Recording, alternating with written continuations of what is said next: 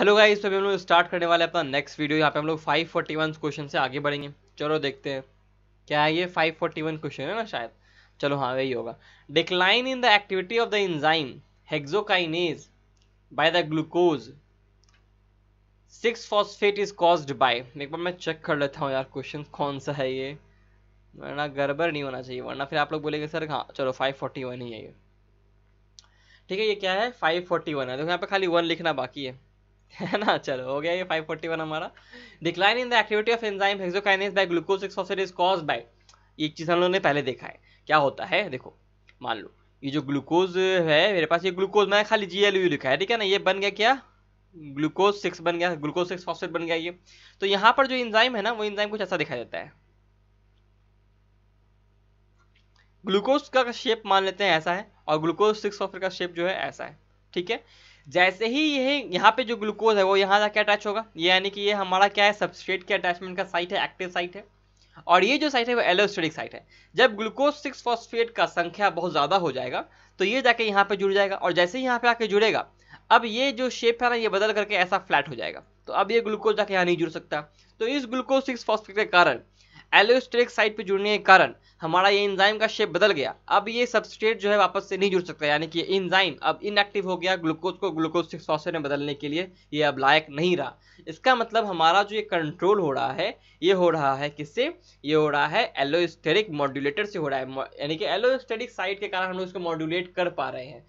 तो जब hexokinase enzyme का एक्टिविटी घट जाता है, ये क्यों घटता है, क्योंकि इससे पता चलता है कि ग्लूकोज 6 फॉस्फेट आकर के उस पॉइंट पे आके जुड़ चुका है, जो कि उसको वहां ग्लूकोज को वापस से ग्लूकोज 6 फॉस्फेट कन्वर्ट होने में रोक रहा है ना।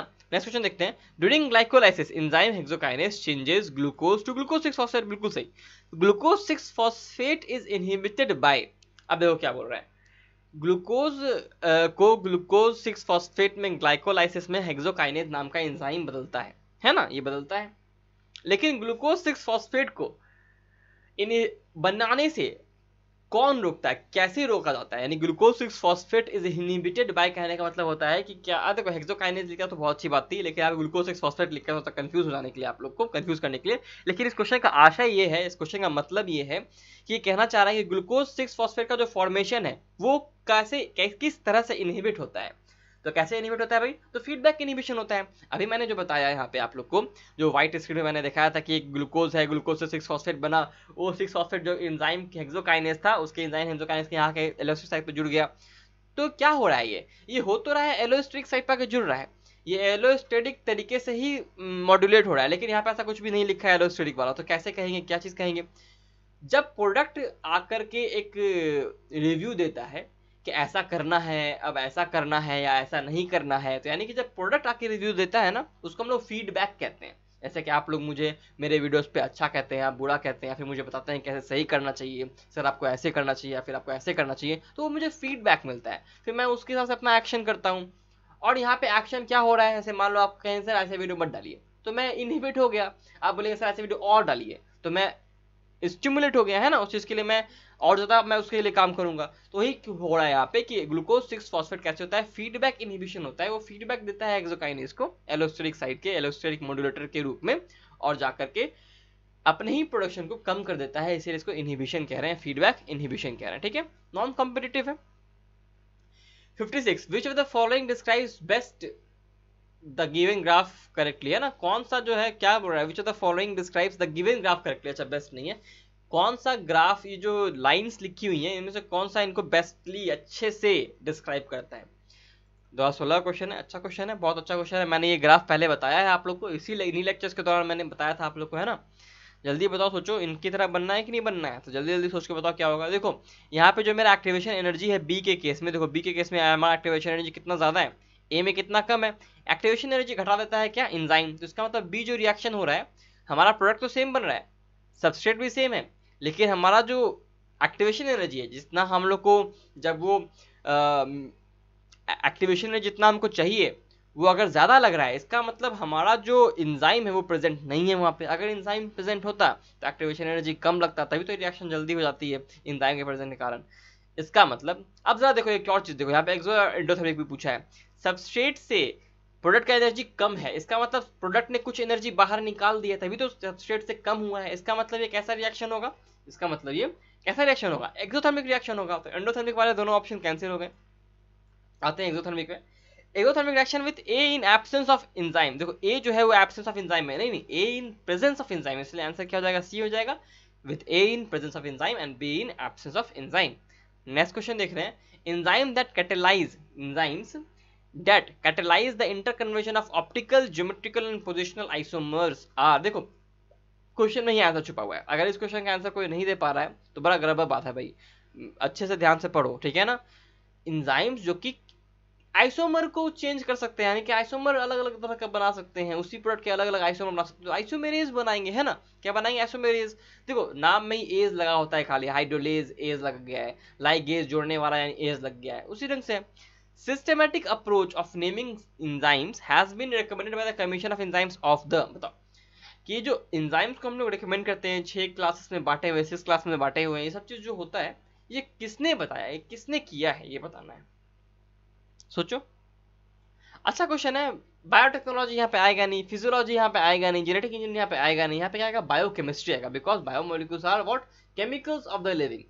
तो केमिकल्स ऑफ द लिविंग क्या हो गया, बायो केमिस्ट्री, ठीक है। आंसर क्या हो जाएगा, international union of biochemistry, IUB। Question 2 वाला हम लोग ने देख लिया ना। Basically how many enzymes, type of enzymes have been recognised by the international union of biochemistry. कितने तरह के एंजाइम्स रिकॉग्नाइज किए, अभी मैंने आपको बताया कि 6 क्लासेस में बांटा गया है ना। पहले आता है ऑक्सीडोडिटेक्टेज करके 6 क्लासेस आते हैं हमारे पास, हम सबको देखेंगे अभी, 6 हो गया इसका आंसर। नेक्स्ट क्वेश्चन देखते हैं, in the modern system of nomenclature which one of the following enzyme occupies first position। अब जरा यहाँ पे ध्यान से समझिए इस बात को, जो ग्रुप का क्लासिफिकेशन किया है ना हम लोगों ने एंजाइम का, उसमें जो फर्स्ट पोजीशन पे हम लोग रखा है उसे फर्स्ट पे ही हमेशा रहना चाहिए, जो सेकंड पे रखा है उसे सेकंड पर ही रहना चाहिए। और ये चीज आप लोग को ध्यान रखना है, क्योंकि अगर डायरेक्टली पूछ दिया गया एग्जाम में कि सेकंड कौन है, फर्स्ट कौन है, थर्ड कौन है, तो दिक्कत हो जाएगी, आपको पता नहीं रहेगा। जो आपको 6 तरह के एंजाइम है ना, ऑक्सीडोडेक्टेज या फिर डिहाइड्रोजनेज, फिर ट्रांसफरेज, फिर हाइड्रोलेजिस, फिर लाइएजिस, फिर आइसोमेरेज, फिर लाइगेज, ये जो 6 मैंने बताया, इसका सीक्वेंस जो है ना वो भी उल्टा पुल्टा नहीं होना चाहिए, ठीक। फर्स्ट पे कौन है, ऑक्सीडो रिडक्टेज है, जिसको हम लोग डिहाइड्रोजिनेज भी कहते हैं। सेकंड कौन है, ट्रांसफेरेज है। थर्ड कौन है, हाइड्रोलेज है। फोर्थ कौन है, फोर्थ है लाइएज, LYASES, ठीक है, जिसे बता रहा हूं वैसे याद रखना। फिफ्थ कौन है, आइसोमेरेज। और लास्ट में कौन आता है, लाइगेज आता है, 6th वाला, ठीक है। द प्लांट प्रोटीनेजेस और एंडोपेप्टाइडेजेस एंजाइम, देखो क्या कह रहा है, प्रोटीनेजेस मतलब क्या, प्रोटीन को डाइजेस्ट करने वाला, और एंडोपेप्टाइडेज मतलब क्या कि पेप्टाइड जो बॉन्ड्स होते हैं प्रोटीन के बीचों बीच में कोई सारे अमाइनो एसिड में, उसको तोड़ने वाला। एक्सो किनारे से नहीं तोड़ेगा, मान लो कि यहाँ इतने सारे अमाइनो एसिड मैंने जोड़ दिए, देखो ये अमाइनो एसिड है ना, ये जुड़े हुए हैं, ठीक है, सब कुछ जुड़े हुए हैं, यहाँ जुड़ा हुआ है, मैंने ये जोड़ा, ये जोड़ा, ये जोड़ा, ये जोड़ा, ये जोड़ दिया, फिर इसको भी जोड़ दिया, ठीक है, ये अमाइनो एसिड जुड़े हुए हैं, ठीक है। अब समझो इस बात को, अगर कोई एक्सोपेप्टाइडेज होगा तो किनारे से अमाइनो एसिड को काट काट के अलग करता चला जाएगा, ठीक है। लेकिन अगर कोई एंडोपेप्टाइडेज होगा तो डायरेक्टली कहीं से भी बीच से काट देगा, किनारे से कटे ना कटे, कहीं से भी बीच से भी काट देगा, ठीक है, ये होता है एंडोपेप्टाइडेज। अब बताना है कि प्लांट का प्रोटीनेज और एंडोपेप्टाइडेज एंजाइम कौन सा है, प्लांट का कौन सा है, बताओ जरा।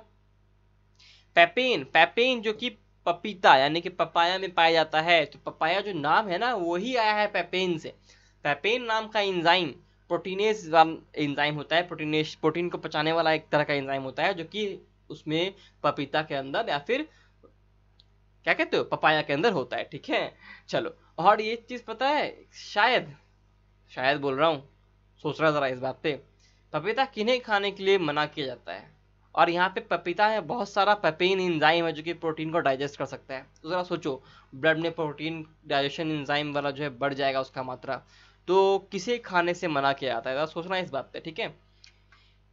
6th क्वेश्चन देखते हैं, see the following figure 1 2 3 4 from the list 1 to 4 है ना, देखो ये 1 to 4 है, ये 1 2 3 4 आपको सेगमेंट दिख रहा है, 1 2 3 4। अब इन चारों जो आपको फिगर में लेबलिंग दिख रही है उनको आपको इन 4 स्टेटमेंट के साथ मिलाना है और फिर बताना है क्या क्या है। देखो 1 जो है वो क्या है, 4 जो है वो क्या है, ठीक है। पहला पढ़ते हैं, segment representing the energy of activation. Segment जो है वो एनर्जी ऑफ एक्टिवेशन बता रहा है, तो तो यहाँ ध्यान से देखो 1 करे तो सब में 1 है भाई, तो 1 को पढ़ने का भी जरूरत नहीं है, पहला पॉइंट। दूसरा पॉइंट जरा देखते हैं, 2 में देखो 2 2 3 3 दिया हुआ है, 3 में देखो 4 2 3 2 दिया हुआ है, ठीक है। 3 में देखा ना 4 3 2 3 दिया हुआ है, 4 में क्या है 3 4 2 4 दिया हुआ है। ओके, अब देखो आंसर क्या हो जाएगा इसका, जरा सोचो क्या होगा इसका आंसर। देखो पहला चीज 2 में देखो क्या होगा, 2 का देखो क्या होगा, segment representing the amount of free energy release by the reaction. देखो जब यहाँ पे सबस्ट्रेट है और यहाँ पे प्रोडक्ट है, तो देखो प्रोडक्ट और सबस्ट्रेट में ये है एनर्जी का डिफरेंस, इसी को कहते हैं फ्री एनर्जी रिलीज, जो कि होता है रिएक्शन के दौरान। यही एनर्जी रिलीज किया प्रोडक्ट बनने से पहले इतना एनर्जी रिलीज हो गया, तभी तो सबस्ट्रेट से प्रोडक्ट बना, यानी प्रोडक्ट में सबस्ट्रेट से इतना अमाउंट ऑफ एनर्जी कम है। ये एक्सोथर्मिक रिएक्शन वाला केस है, ठीक है ना। आंसर क्या हो जाएगा, 2 का 2 हो गया, 2 का 2 हो गया, तो या तो ए होगा तो सी होगा। नेक्स्ट देखते हैं 3 वाला का, 3 वाला के लिए ट्रांजिशन स्टेट है, बिल्कुल ट्रांजिशन स्टेट यहाँ भी होता है, तो 3 वाला का 3 हो गया, आंसर सी हो गया हमारे पास। 4 को देखने का जरूरत है ना, 4 को देखने का जरूरत है कि नहीं है, देखो तो 4 को भी देखो 2 दिया हुआ है, देखते हैं क्या लिखा हुआ है। Segment would be the same regardless of whether the reaction is catalysed और अनकैटलाइज्ड। ये सेगमेंट हमेशा सेम रहेगा, कैटलाइज्ड हो चाहे ना हो, बिल्कुल सही। देखो कैटलाइज्ड अगर ऐसा होगा तो ऐसा होगा, ठीक है, और ये फिर भी आके यहीं पे रुकेगा।